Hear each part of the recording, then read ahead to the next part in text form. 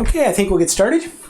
So today is kind of a fun thing. We're going to revisit these auxiliary functions and rederive them based on the equation we have built up for total internal energy. So this is different than what is normally done, where we use the Legendre transformations like we did in a previous lecture. All right, so we're going to need some things from lecture 2, and that is our function that we built up very carefully for total internal energy, and then Gibbs-Duhem equation. And so this function, this equation right here, that tells us how the sum of our chemical terms are equal to these non-chemical terms. All right, so let's get Gibbs free energy first. So Gibbs free energy is defined as U minus Ts plus PV. And so let's write now this in for U. So this bit here is U, right? Not du, but U. And then this bit is just these two. Okay. And what we see is we get good cancellation. All these non-chemical terms cancel. So the Gibbs function is unique in this regard. It's nicely just this.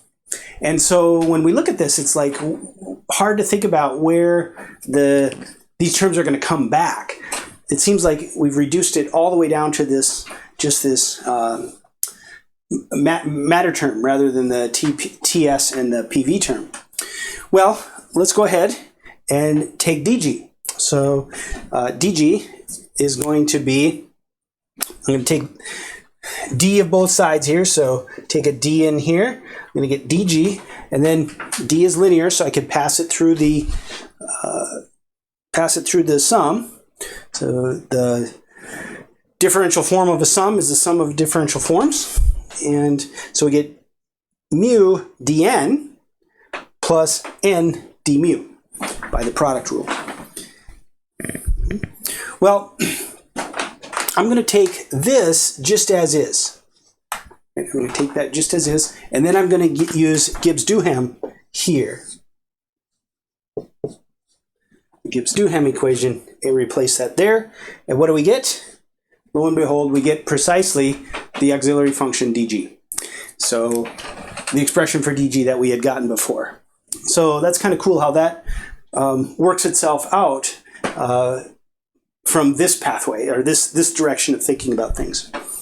Let's look at one special case for this guy, and that is if we have a pure homogeneous substance, then there's only one term in this sum, and so that would be mu n, and we can divide then by n on both sides, and we get mu is molar free energy. And this is, so like when I teach my physical chemistry class, I just have to, when I talk about chemical potential, I talk about it as the potential to change the amount of material, like we've talked about.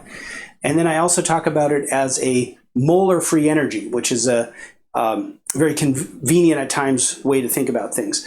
But I don't really go in how it came about, because we don't take all these rigorous steps that we've took up over the past 5 lectures to get there, so I just say that's the case. Well, here it's pretty clear where it comes from. It just comes from how we derived this, and then for the special case.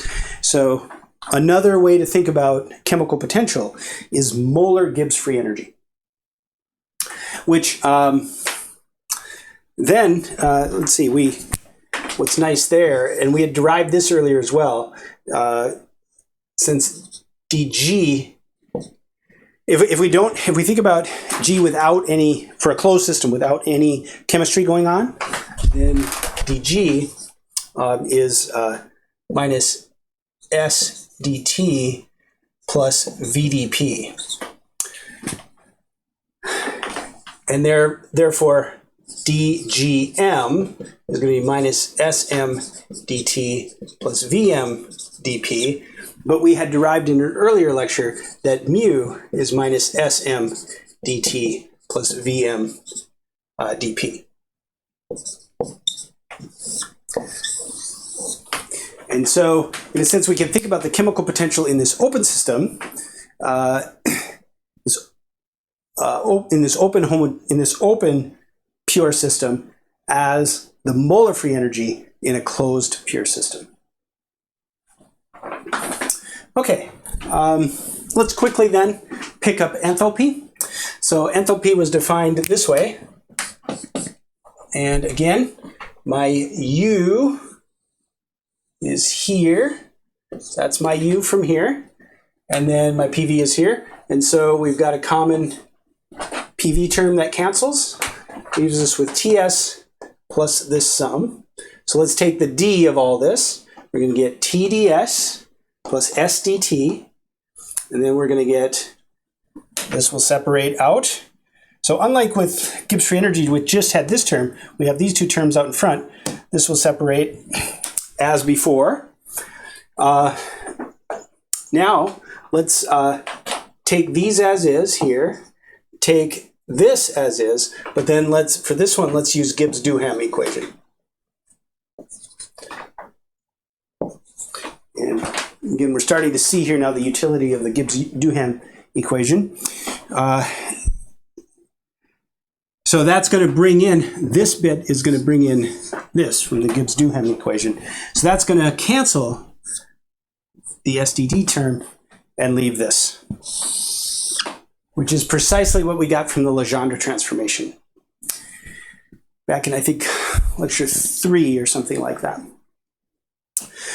Okay, let's look at Helmholtz. Helmholtz is this. That's how it's defined.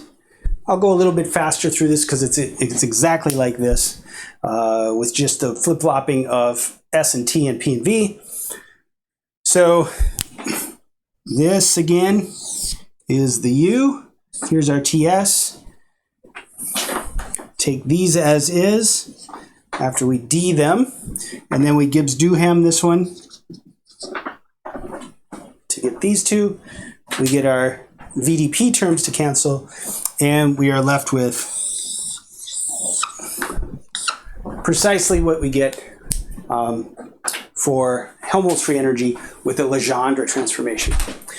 So I think this is a really unique way of looking at it. I seem to remember, I'm sure there's references where this is done. I kind of remember some just over the course of my studies, but I couldn't find any.